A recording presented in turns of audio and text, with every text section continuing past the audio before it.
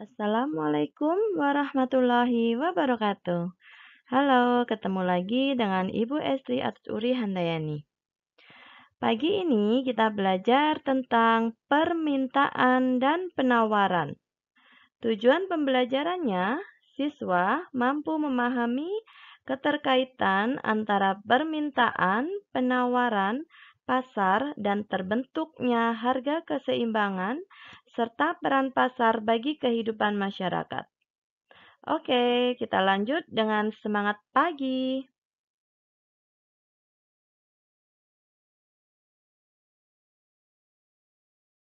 Anak-anak, manusia sebagai Homo economicus atau makhluk ekonomi. Artinya, manusia selalu berusaha untuk memenuhi kebutuhan hidupnya serta mempertahankan kehidupannya. Nah, salah satu caranya adalah dengan melakukan transaksi jual-beli. Dalam proses jual-beli berkaitan dengan permintaan, penawaran, pasar, dan harga keseimbangan, di mana kesemuanya itu akan saling mempengaruhi satu sama lainnya. Ketika menjelang Ramadan sampai Hari Raya Idul Fitri, selalu terjadi fenomena menarik berkaitan dengan kenaikan harga sembako. Tahukah kalian mengapa ini bisa terjadi? Ya, ketika menjelang bulan Ramadan sampai Hari Raya Idul Fitri, harga-harga sembako selalu melonjak tinggi. Salah satu faktor penyebabnya adalah tingkat permintaan masyarakat terhadap sembako. Berdasarkan hal tersebut, dapat kita ketahui bahwa permintaan dapat mempengaruhi harga. Pengertian permintaan adalah jumlah barang yang dibeli oleh masyarakat atau diminta oleh konsumen pada tingkatan harga dan waktu tertentu. Adapun faktor-faktor yang mempengaruhi permintaan, satu, harga barang. Jika harga makin tinggi, maka permintaan akan barang makin rendah. Jika harga rendah, maka permintaan akan barang tersebut semakin tinggi. 2. Pendapatan masyarakat. Jika pendapatan atau penghasilan yang diperoleh seseorang akan mempengaruhi tinggi rendahnya permintaan barang dan jasa.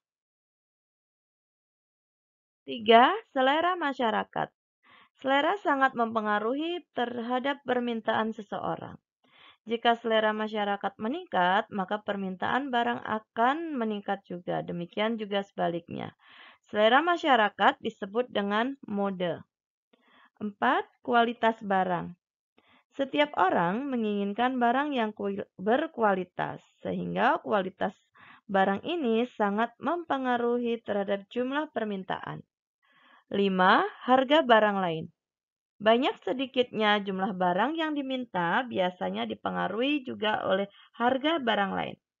Misalnya, harga Pertalite lebih murah daripada Pertamax, maka orang akan beralih dari Pertamax ke Pertalite. 6. Jumlah penduduk. Jumlah anggota keluarga akan sangat mempengaruhi jumlah permintaan.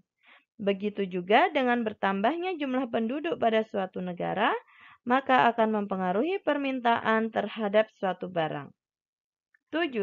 Ramalan masa depan. Pada saat krisis ekonomi, harga barang cenderung berubah-ubah bahkan cenderung naik. Masyarakat akan menambah permintaan terhadap barang kalau harga barang tersebut di masa yang akan datang diramal akan naik. Misal, pada awal masa pandemi COVID-19, permintaan akan masker, vitamin, tanaman hias cenderung meningkat karena untuk meningkatkan imun tubuh. Selanjutnya kita bahas hukum dan kurva permintaan. Anak-anak, kalian perhatikan gambar di dalam kotak tersebut. Di situ ada simbol huruf P, artinya price atau harga. Ada simbol Q, artinya jumlah, dalam bahasa Inggrisnya quantity, dan permintaan dalam bahasa Inggrisnya demand. Bunyi hukum permintaan adalah Makin rendah harga suatu barang, maka makin banyak jumlah barang yang diminta. Dan sebaliknya, semakin tinggi harga barang, maka jumlah barang yang diminta makin berkurang. Hubungan antara harga barang dengan jumlah barang yang diminta pada waktu dan tempat tertentu dapat dilukiskan dalam bentuk grafik yang disebut dengan kurva permintaan. Bisa kalian lihat di dalam gambar? Pada umumnya, kurva permintaan bergerak turun dari kiri atas ke kanan bawah. Dari gambar tersebut bisa kita baca, makin rendah harga suatu barang, maka makin banyak pula barang yang diminta atau sebaliknya. Contohnya, ketika harga coklat 50.000, maka banyaknya coklat yang diminta adalah 5 buah. Ketika harga coklat turun menjadi 25.000, maka permintaan akan coklat bertambah menjadi 10 buah. Macam-macam permintaan. Permintaan menurut daya beli konsumen dibedakan menjadi dua. Satu, permintaan efektif. Permintaan efektif merupakan permintaan yang didukung oleh kemampuan daya beli. Artinya, permintaan ini berasal dari konsumen yang betul-betul memiliki kemampuan untuk membeli barang dan melakukan transaksi. Dua, permintaan potensial. Adalah permintaan yang didukung dengan kemampuan daya beli, tetapi belum melakukan transaksi. Artinya, permintaan ini masih berupa keinginan untuk membeli dan belum melakukan transaksi. Permintaan menurut jumlah konsumen dibedakan menjadi dua. Satu, permintaan individual. Adalah permintaan dari masing-masing orang terhadap suatu barang. Permintaan ini tergantung dari kemampuan masing-masing orang tersebut. Dua, permintaan pasar. Adalah permintaan yang dilakukan oleh masyarakat pada umumnya. Permintaan ini dapat dihitung dengan menjumlahkan permintaan masing-masing orang atau individu. Selanjutnya kita bahas penawaran. Anak-anak, pernah kan kalian mengantarkan bunda ke pasar? Nah, ketika kita sedang di pasar, tentu banyak pedagang yang menawarkan barang dagangannya kepada kita. Berbagai cara mereka lakukan untuk menarik konsumen agar membeli barang dagangannya. Nah, dari ilustrasi tersebut dapat kita simpulkan, penawaran adalah jumlah barang yang ditawarkan pada tingkat harga, waktu, dan tempat tertentu.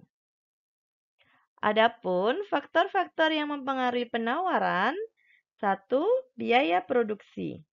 Tinggi rendahnya biaya produksi yang dikeluarkan mempengaruhi terhadap banyak sedikitnya barang dan jasa yang ditawarkan. Misalnya, untuk produksi sebuah mobil mewah perlu biaya yang sangat besar. Maka, barang yang dihasilkannya pun terbatas. Sehingga penawaran barang-barang mewah tidak sebanyak barang-barang lainnya. Faktor yang kedua adalah teknologi. Teknologi yang digunakan dalam memproduksi barang akan mempengaruhi jumlah dan kualitas barang hasil produksi. Semakin tinggi teknologi yang digunakan dalam memproduksi barang, maka kualitas dan jumlah barang hasil produksi bertambah, dan ini berpengaruh pada naiknya jumlah penawaran. 3. Harapan akan mendapatkan laba. Dengan harapan memperoleh keuntungan atau laba yang banyak, maka produsen berlomba untuk meningkatkan produksinya, serta memperluas dan mengembangkan usahanya guna memperoleh keuntungan yang besar. 4. Faktor-faktor non-ekonomi, seperti bencana alam, larangan impor, dan kebijakan pemerintah yang sangat berpengaruh terhadap penawaran. Hukum penawaran. Jika harga barang ditawarkan naik, maka jumlah barang yang ditawarkan akan bertambah. Dan sebaliknya, jika harga yang ditawarkan turun, maka jumlah barang yang ditawarkan akan turun juga. Bisa kalian lihat di dalam gambar. Sama simbolnya tadi seperti dalam hukum permintaan, tapi di sini hukum penawaran. Penawaran itu dalam bahasa Inggrisnya supply atau S. Ya. Hubungan antara harga barang dengan jumlah barang yang ditawarkan pada waktu dan tempat tertentu dapat dilukiskan dalam bentuk grafik yang disebut dengan kurva penawaran. Bisa kalian sambil mengamati gambar. Pada umumnya, kurva penawaran bergerak naik dari kiri bawah ke kanan atas. Kalian lihat garis yang ada tulisannya S atau supply. Artinya, semakin tinggi harga suatu barang, maka makin banyak jumlah barang yang ditawarkan. Contohnya di sini bisa kita lihat ketika harga tas berharga 25.000, maka jumlah tas yang ditawarkan hanya 5 buah.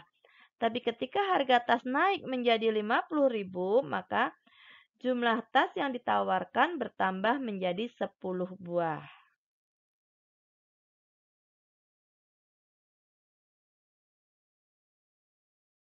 Alhamdulillah, selesai sudah materi kita hari ini tentang permintaan dan penawaran. Tetap semangat belajar dan stay at home. Bye-bye. Wassalamualaikum warahmatullahi wabarakatuh.